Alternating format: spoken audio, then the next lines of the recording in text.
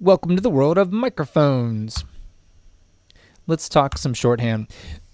When we're writing and we're thinking about microphones, mic, and miking, what's the correct way?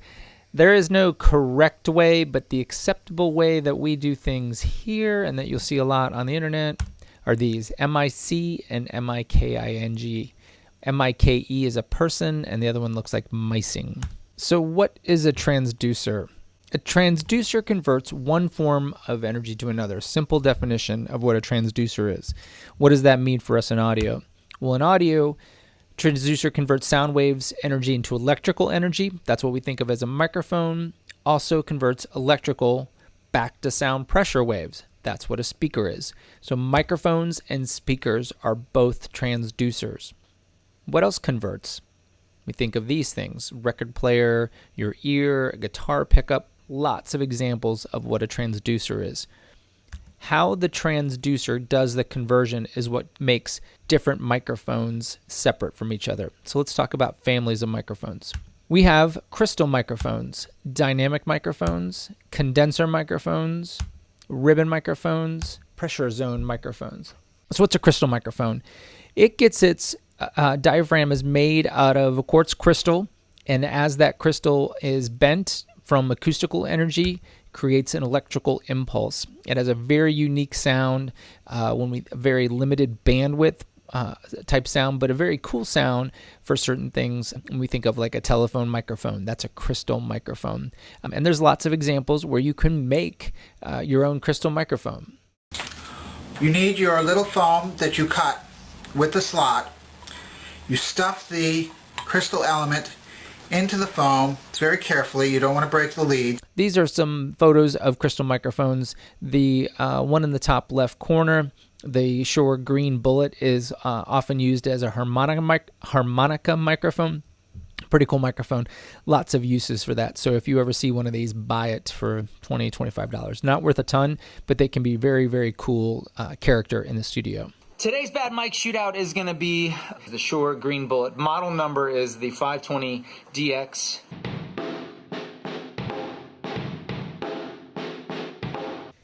Dynamic microphones. This uses electromagnetic induction to create an output signal. So we have a voice coil suspended in a magnetic field here. As sound waves hit the diaphragm pushes the voice coil, moves it in that magnetic field, and then that difference is what is converted to electrical output signal. I mean, how cool is that? So what are some characteristics of dynamic microphones? For one, they're rugged, very durable. They can be broken, that's for sure, but they generally are well regarded as rugged. They are resistant to moisture. Not waterproof, but definitely resistant to sweaty singers. They can handle high SPL. SPL is short for sound pressure levels. Again, not related to volume, but pushing a lot of air. Dynamic microphones are great. Any place you don't want to put your eardrum, for instance, 1 inch over a snare drum, or inside a kick drum, or at the bell of a horn, is a great place for a dynamic microphone. They're generally inexpensive. The most expensive dynamic mics might be $400 or $500. That's where they kind of end. So in the scheme of things, that's relatively inexpensive. 57s are generally about $89 at a regular price. At Sweetwater Gearfest, they're $57. They are generally cardioid, not all, but there are quite a few that are super or hypercardioid. We'll talk about these polar patterns. There are one that's omnidirectional, but they're usually cardioid. They do have a colored sound. It's a not accurate sound, so there is definitely an EQ curve that happens when you pick up a dynamic microphone, and they do not require phantom power, and then more importantly, they ignore phantom power. So you can't harm a dynamic microphone by inadvertently turning on or off phantom power. It ignores it. It's great. So these are some examples of very common dynamic microphones. Shure 57, and the frequency response chart you're seeing there is the Beta 57. So no 20 hertz, no 20K, pretty flat in the mid-range, and then that present peak, and then it has that dip where there's kind of sibilance. You'll see, $1 million tours, and they'll be using a $89 SM58 microphone. every PA in the world is tuned for an SM58 microphone as a vocal mic.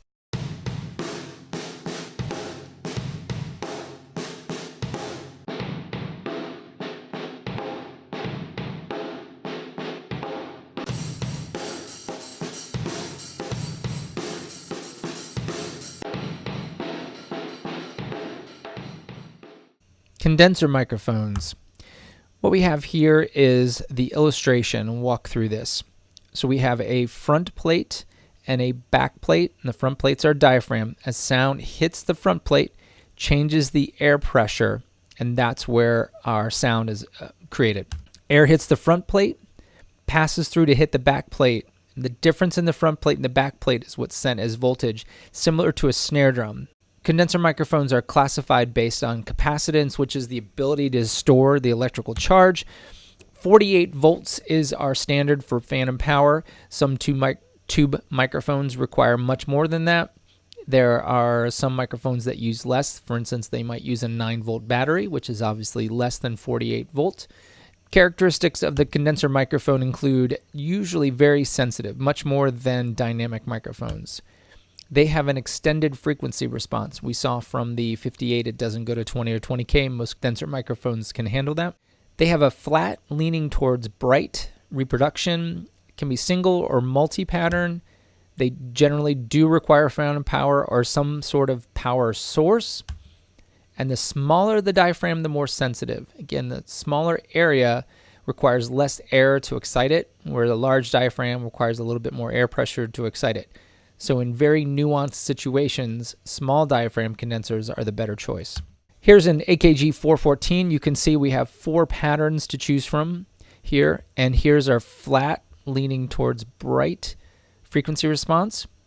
This is another condenser microphone. Look at this. It's above 0. What that means is the tone they put into the room that they mic'd up, the output was actually louder. And that's that internal preamp beefing up that signal.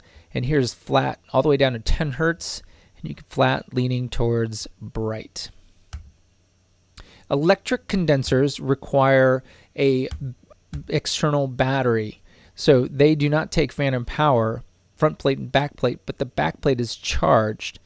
These are generally pretty cheaper, and you can see in this sort of situation, they're useful on a DSLR and things like that, where the camera cannot supply phantom power, so a battery is required. Ribbon microphones are a great companion to digital recording for some of the characteristics that made them not great companions for tape recording. This is a Coles 4038, this is a Bayer, and this is an RCA. How a ribbon microphone works, we have a thin corrugated piece of ribbon suspended in a magnetic field. And as that sound pressure hits that ribbon, and you can see it only can move it back and forth, right? There is no side-to-side motion. It moves back and forth. That difference in that ribbon movement converts that to electrical energy, and that transforms down the wire. Characteristics of a ribbon microphone include generally a very unique sound. Generally going to have rounded off highs, maybe a robust mid-range, but they're going to be very, very different sounding. Tend to have a lower output, and we'll talk about some of the modern solutions to this, but ribbon microphones tend to need a beefy mic preamp to get a good signal. They generally are bidirectional. Again, that ribbon element only moves front and back. There's no side to side, so they generally have a figure 8 or bidirectional pattern. They are susceptible to damage. High SBLs can knock that ribbon out of the magnetic field, and that can be related to high SBLs or just general damage. You would not want to put a ribbon microphone right next to a snare drum. They do not use phantom power, except when they do. Generally, ribbon microphones do not need phantom power. In fact, they can be damaged by phantom power. And the sound is generally very smooth mid-range. I love ribbon microphones on overheads for drummers because it tames the cymbals in a really nice, pleasing way while still giving you that crack of the snare drum.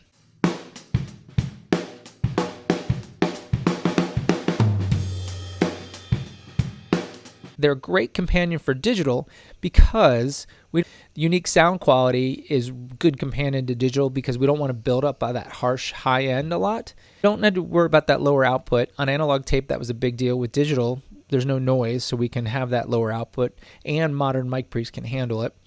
And the new ribbon microphones, they actually, the Royer ribbon microphones, they solve that problem with phantom power and that low output by making phantom powered ribbon microphones. So it requires phantom power, it won't hurt the microphone, it actually needs it, and it boosts that output. And we have some of those Royers in the music technology department.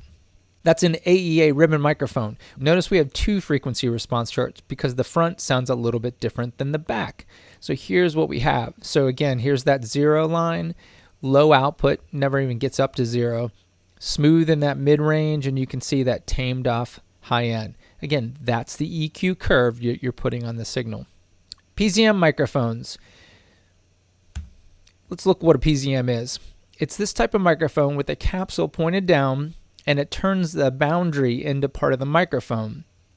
So how does that work? So we get this odd hemisphere pattern, and it takes a combination of direct and reflected sound and puts them in phase, as opposed to the out of phase issues that we have with some of the standard microphones. So PZM, pressure zone microphone, the direct and reflected sounds are in phase, which is very cool. So that reduces comb filtering. You'll see these on the front of a stage for a theater production. You'll see them on tables to capture numerous people around a boardroom table. You might see them on choirs. Lots of cool uses.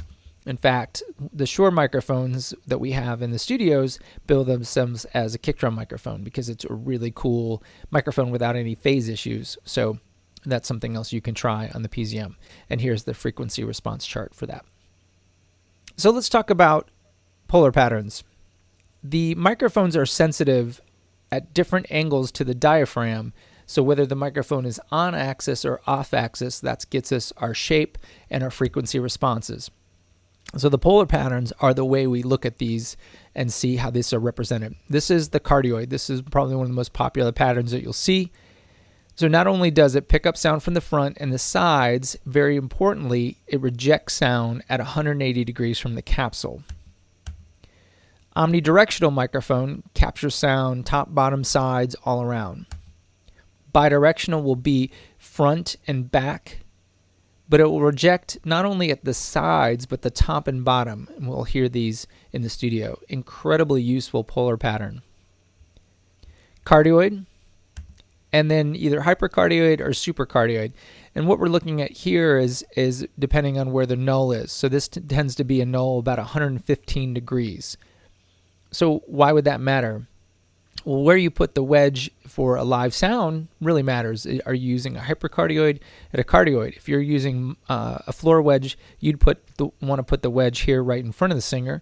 If you're using a hypercardioid, you'd actually want to angle the speaker off to the side because it actually is picking up quite a bit of sound here at 180 degrees. For instance, where you point the microphone on a drum set matters.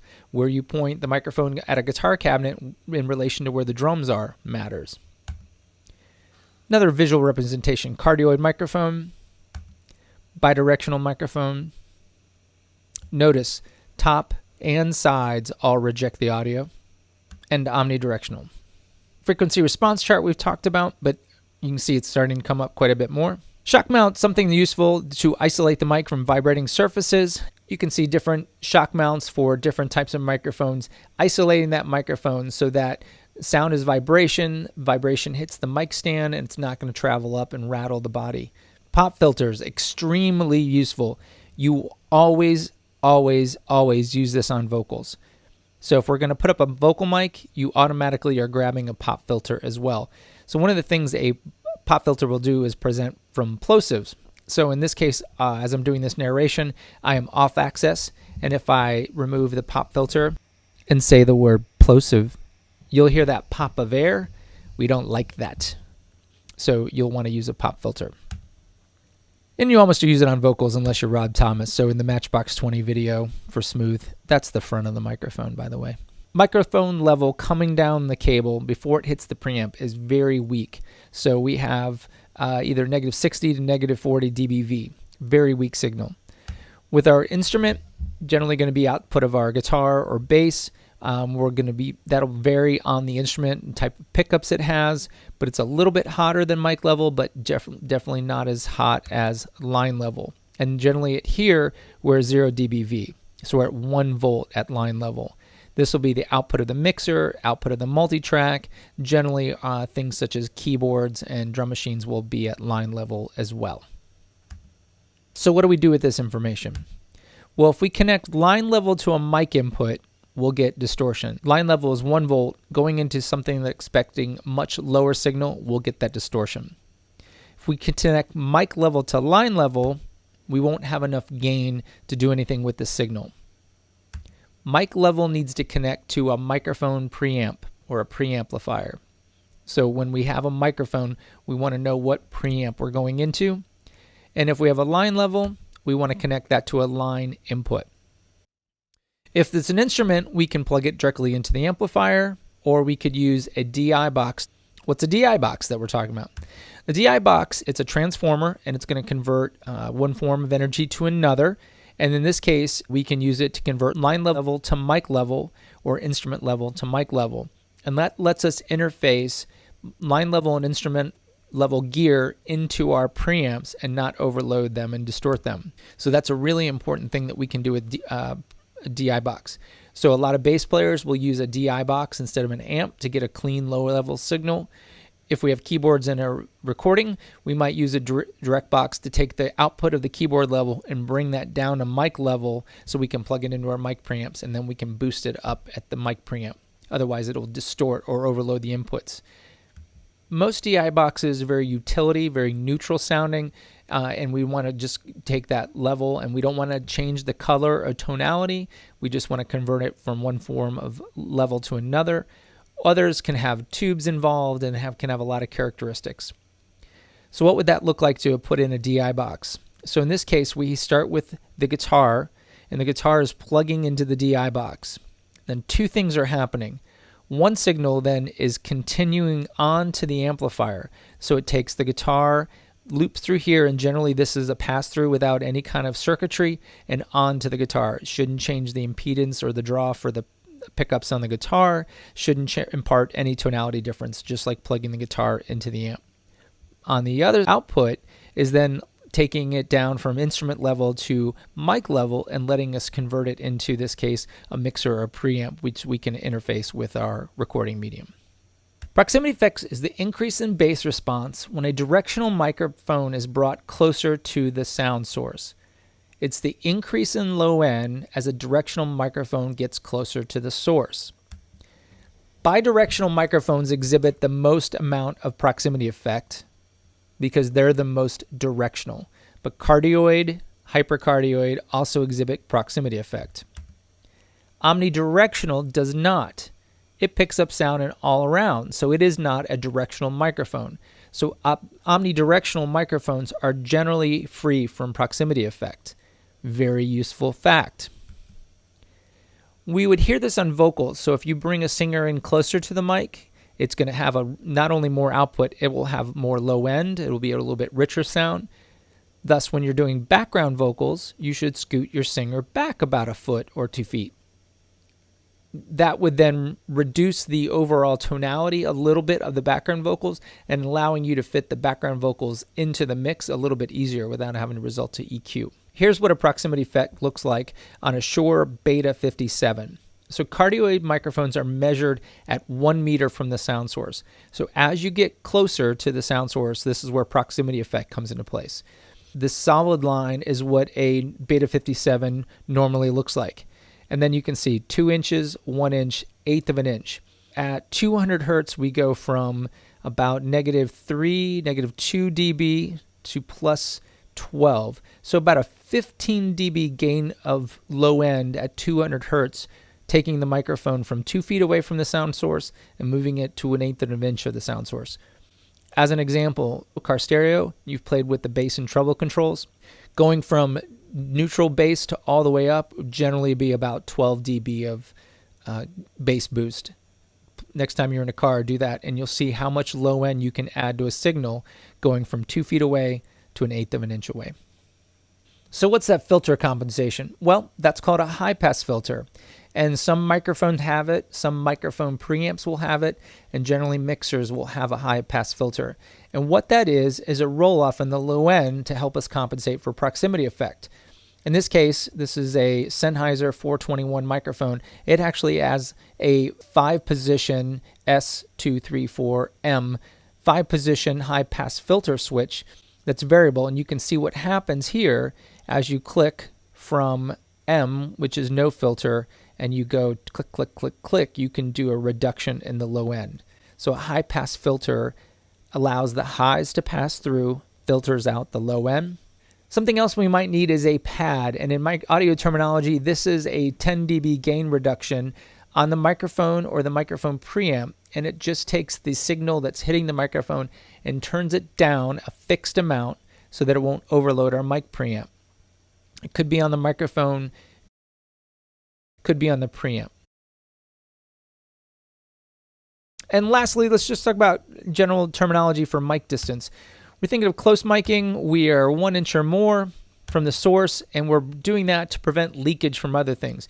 If we have drums, we're trying to isolate drums from other snare drum from the rack tom. If we have a guitar player in the room, we're trying to isolate the guitar mics from any drum leakage in the room, things of that nature. So you only need to get as close as necessary. Accent miking is usually fairly nice, especially on things like cellos that are very rich sounding. Close mics are going to get very particular sounds, and as we back up a little bit, we'll get a little bit clearer picture of what's going on. Distant miking is going to be 3 feet or more, so we might use room mics on drums. We might use room choir mics or balcony mics, things of that nature. We'll back up a little bit to get a wider picture. And then ambient miking, we might put mics in the corners, get some interesting acoustics, trying to get the sound of the space when we think of ambient miking, not just the source, but the source in a space.